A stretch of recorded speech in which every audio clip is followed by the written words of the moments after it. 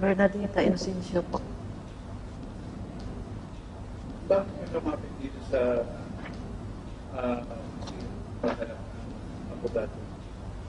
Gusto ko lang sana naghanap ako ng hustisya po para sa yung kaso namin ko rin.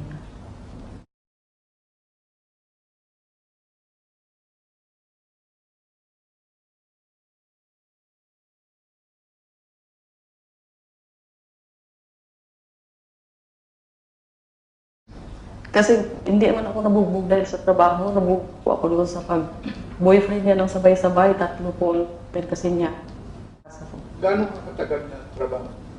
4 months lang po. Doon sa loob ng 4 months na yun, sabi mo na namaltrato ka. Wala naman, hindi naman niya ako kinanang. Namaltrato lang nga niya ako dahil lang sa doon sa boyfriend niya. Nag-aaway sila. Pati ako kinamay. Ano paliwanag mo nga? Medyo malabo. Paliwanag mo yung kung ano yung tungkol sa boyfriend.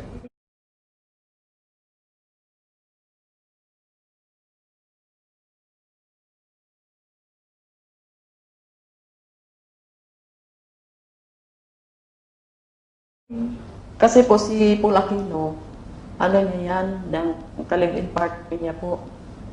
Doon siya tumitira sa bahay ni Paul Aquino sa Phil Air, Monday to Friday. Doon siya natutulog. Ako lang doon sa Emerald. Doon.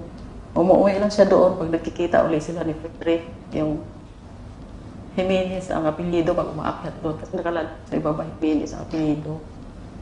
Kinsinas katapusan sila nagkita doon. Ngayon, ang sabi ni Corina sa akin, baba ka sa ibaba, dito sa lobby. Magdamag ako doon. Sabi niya, sakali kung si Paul Aquino pumunta, sabihin mo nga, pinababa kita dahil may idadrop ako. Sabi ko sa kanya, ako po ma'am. Nakatulog naman ako.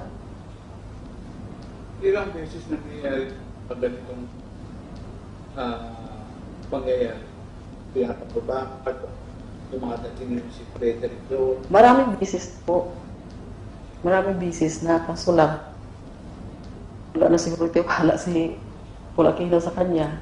Sino na doon? Bali nagkita sila. Nagkita man sila ni Frederick Jimenez. Tsaka ni Paul Aquino nagkita sila. Hindi si Paul Aquino, si Corina lang. Doon? Oo, sa Emerald Mansion. Tapos magdamag din sila doon natulog. Tapos inaantay siya ni, siyempre, kalibin niya si Paul Aquino. Naantay siya kung saan siya pinuntahan siya doon, 10 oras ng gabi.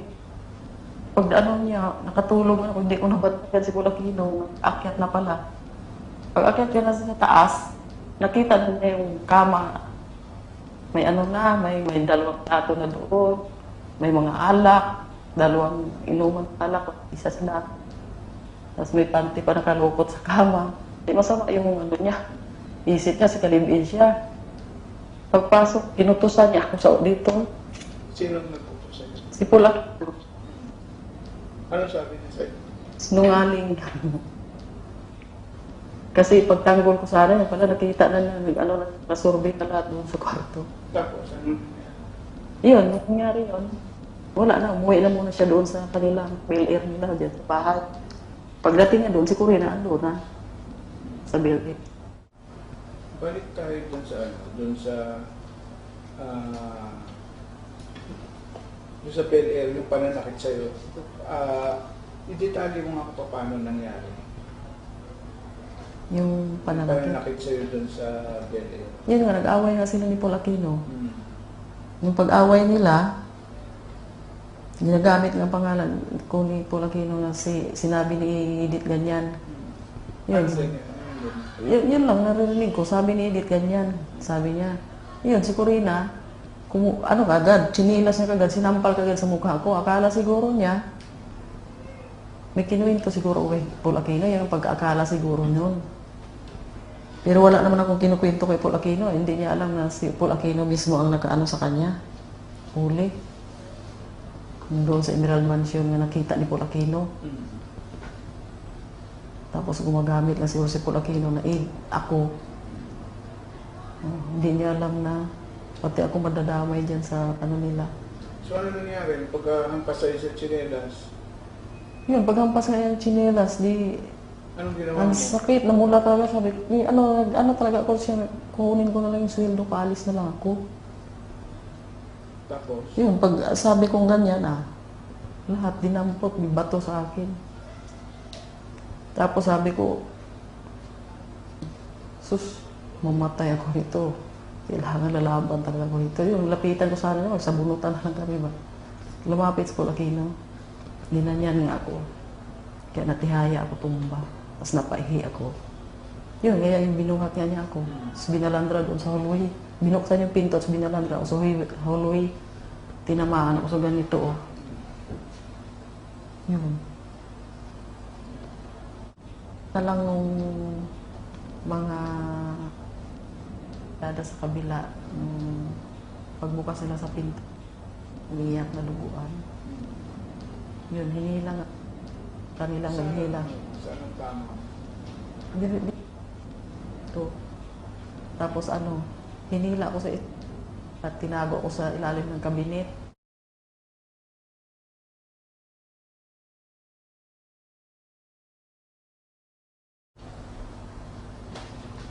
Pero, bayaran niya ako ng 2 milyon. Pero, Ano yung 2 milyon? may kapalit. Sino ang Thank you. Yung driver ba niya, pinapahanap niya ako na ayon doon sa nakausap niya, yun naman ang naghatid sa akin ng salita na ganyan, na hinahanap nga ako para yun na lang kaso, bayaran niya akong 2 milyon. Kaso may kapalit. Ano yung kapalit? Sasabihin ko sa TV na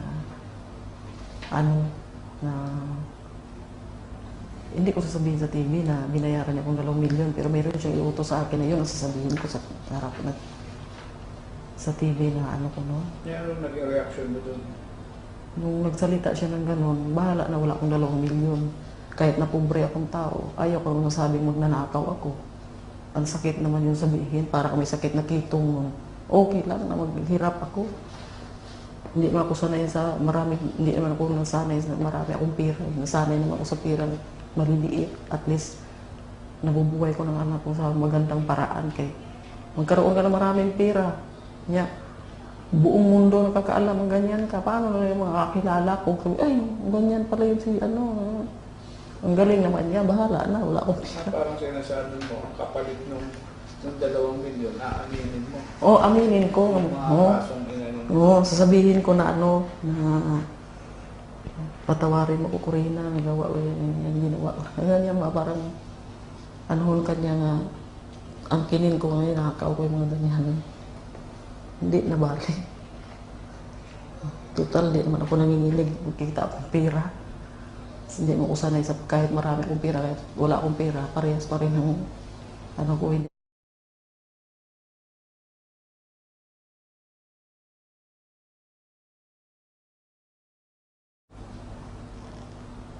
Malay mo balang araw, mabuksan din. Ito na yung pinapangarap ko. Talagang inano ko na yan dahil mali siya. Bakit inisyon niya kung may warrant of arrest, wala ko galing sa kanya. Kung hindi yun, di bali wala na sa akin sana yun. Pero ngayon, inano ko na, mapreso ako nung walang dahilan. Siya magpakasarap niya sa buhay niya. Siya tong nangastigo, siya tong nambubog.